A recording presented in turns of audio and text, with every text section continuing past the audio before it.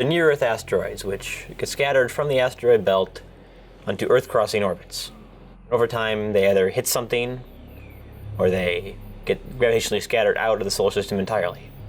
So the question now is, how do these objects get there? What are their properties? And how their orbits going to evolve with time? If one's going to hit the Earth in the future, we'd like to know about it.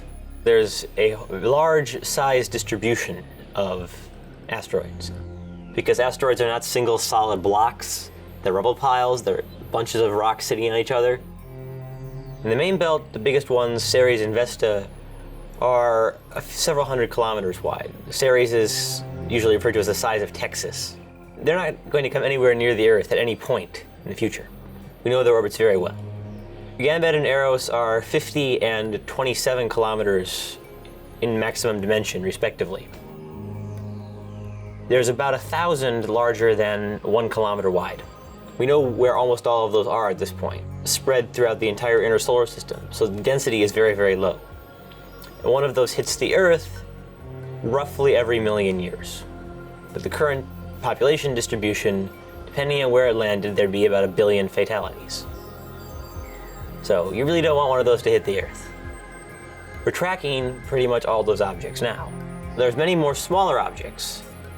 The current plan is to find 90% of all objects larger than 140 meters.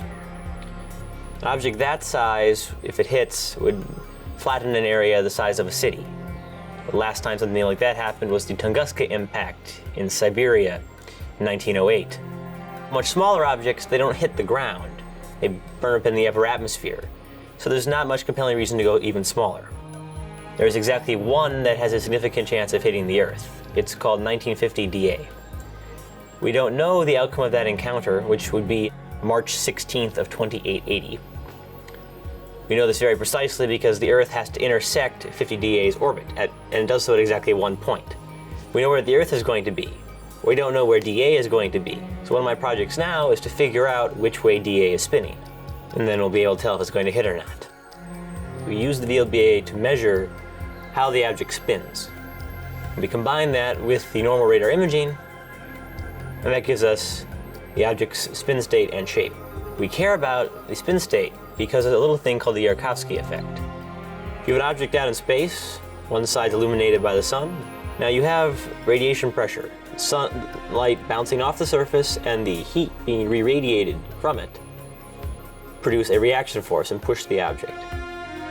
The sunlight is always straight out from the sun, but the radiation pressure from the heat coming off is determined by which part of the surface is the hottest. More light comes off that side. And so if it spins one way, it gets pushed one direction. If it spins the other way, it gets pushed different direction.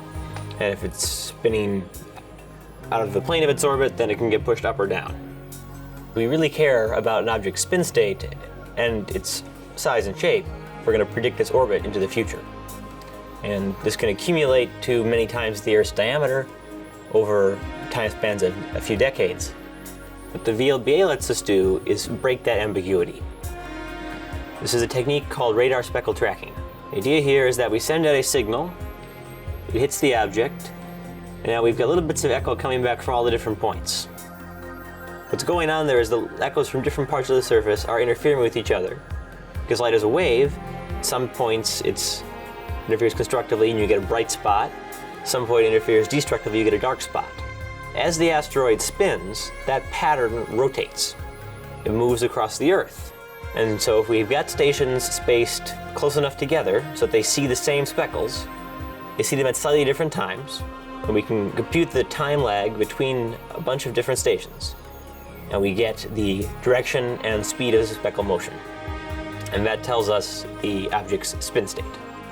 The particular object I mentioned, 1950 DA, cannot be observed with the VLBA for a couple of decades.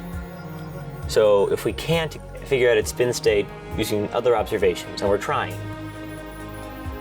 either I or somebody else will hopefully use the VLBA or whatever instrument replaces it to make those observations and tell if DA is going to hit the Earth or not.